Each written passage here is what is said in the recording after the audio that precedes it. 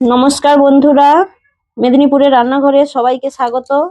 আজকে দেখো, চিংড়ি মাছ নিয়ে এসছে বাজার থেকে। এই চিংড়ি মাছটার নাম হলো মোহান চিংড়ি। এর নাম মোহান চিংড়ি কারণ মোহনায় ধরা হয় বলে একে মোহান চিংড়ি বলা হয়।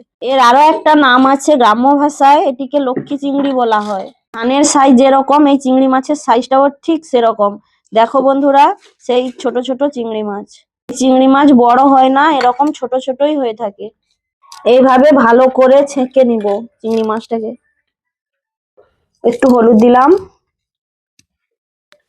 একটু লবণ দিলাম, এইভাবে মাখিয়ে নিব। 10 মিনিট রেখে দিব। মোহন চিংড়ি টকে মূলা দেওয়া হবে। বন্ধুরা চলে এসো, আমাদের বাড়ি থেকে টাটকা তাজা সবজিগুলো তুলে আনি। এই যে দেখো বন্ধুরা, টাটকা টাটকা মূলা। দুটো হলেই হয়ে যাবে। খিচুড়ি টকের জন্য তেঁতুল আগে থেকে একটু ভিজিয়ে রাখলাম। কড়াইতে তেল দিয়ে দিলাম। এবারে এই লক্ষ্মী চুমুরটা ভেজে নিব।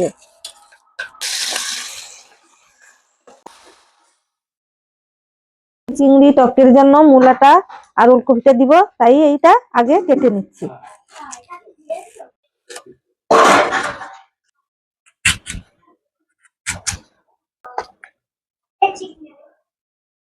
চিংড়ি মাছ ভাজা হয়ে গেছে, তার উপরে একটু সর্ষের তেল দিয়ে দিব, দিয়ে একটু নেড়ে তেঁতুল ভিজানো যে জলটা সেটা দিয়ে দিব। লক্ষ্মী চিংড়ির টকটা একটু মাখা মাখা হয়ে গেছে, তাতে আবার একটু টক জল দিব, দিয়ে সবজিগুলো দিব।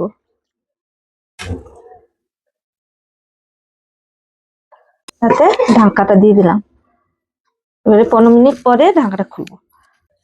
15 মিনিট হয়ে গেছে। এবারে আমাদের লক্ষ্মী চিংড়ির টক তৈরি।